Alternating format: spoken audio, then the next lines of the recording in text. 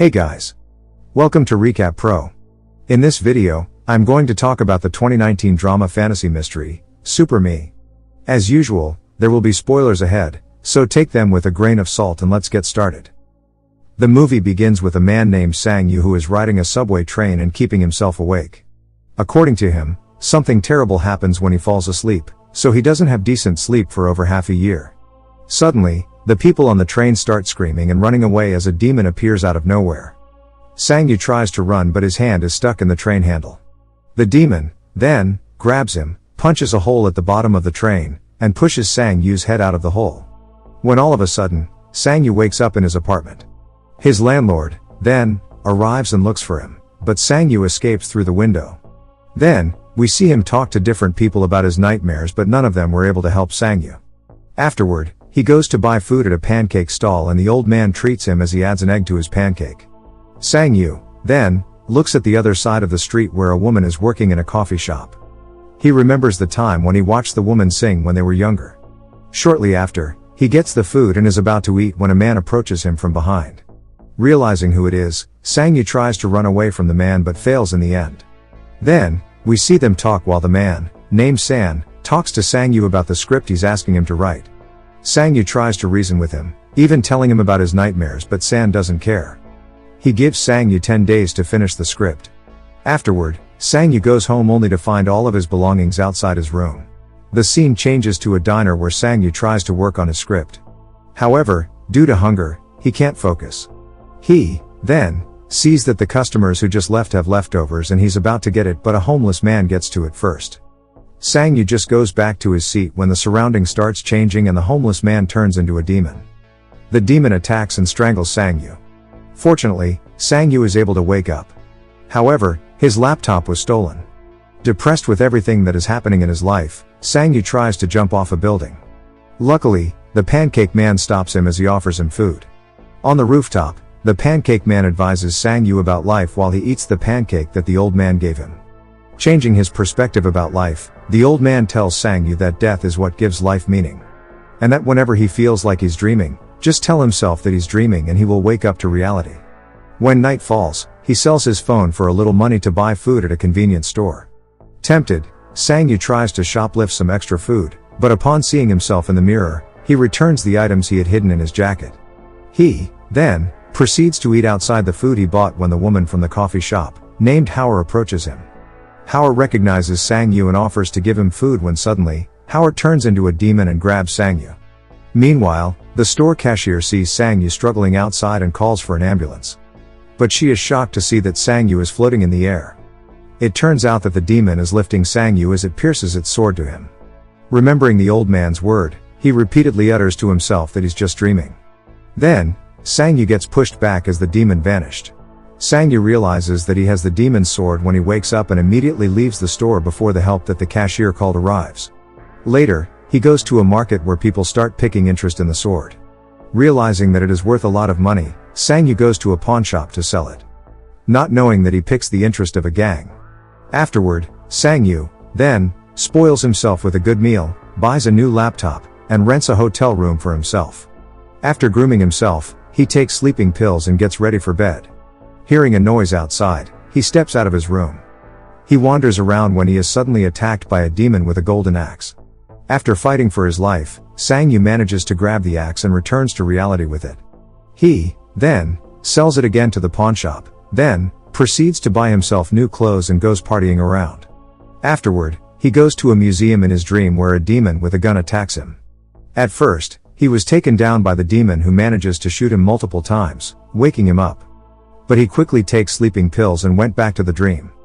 He immediately grabs some items and goes back to reality quickly. After selling the items for 2 million yuan, Sang-Yu comes across San and takes him out for a lunch. He, then, pays his debt to him. Afterward, Sang-Yu goes to Howard's coffee shop, but she didn't recognize him. It turns out that Howard is selling her coffee shop because it's not making enough money.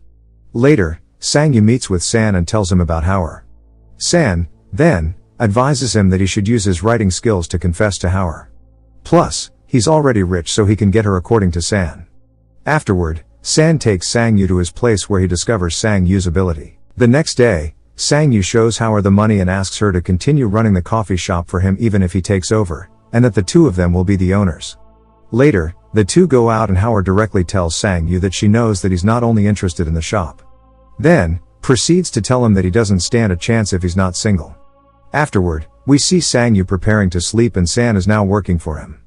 In his dream, Sang Yu is in a vault hauling money when a demon arrives. But this time, he has full control of his surroundings and is able to fight back. The next day, we see the coffee shop full of people. It turns out that San is paying people to visit the shop. Meanwhile, he left a bag of money on the pancake stall but the old man seems to not like it. Later that night, Sang Yu walks Howard home. She tries to guess what is Sang Yu's job and asks him for 3 words for the clue. When Sang Yu says dream, seek, and gain, Howard immediately guesses that he's a scriptwriter, which surprises him. Howard says that as a scriptwriter, he weaves dreams and let the characters seek what is meant for them to gain the ending they deserve. Then, Sang Yu brings a car from his dream, then gives it to Howard as a gift. Sang Yu lets Howard drive and we see a flashback of them. Back when they were younger, Sang Yu used to follow her around and watch her from afar. As the two watch movie together, Howard tells Sang Yu that she wants to watch the movie that he wrote. Then, we see him writing again and giving it to San afterward. Sang Yu and San start working on Sang Yu's scriptwriting career until he became a well-known scriptwriter all across China. Then, we see him in a cave full of gold. He sees a demon sitting and he piques interest on the demon's belt. Touching it, he starts to disintegrate and have a vision. The demon also touches his chest. But Sang Yu didn't mind it and proceeded to take the belt back to reality as the demon disintegrates into the air. Afterward, Sang Yu shares with San what he realizes about successful people. He says that there are only 2 kinds of successful people. The cheater, who sacrifices everything to get what they think is a success. And the thieves, who proclaim to invent something, but in reality, just discover it and became the first ones to introduce it to the world. And he identifies himself as a thief.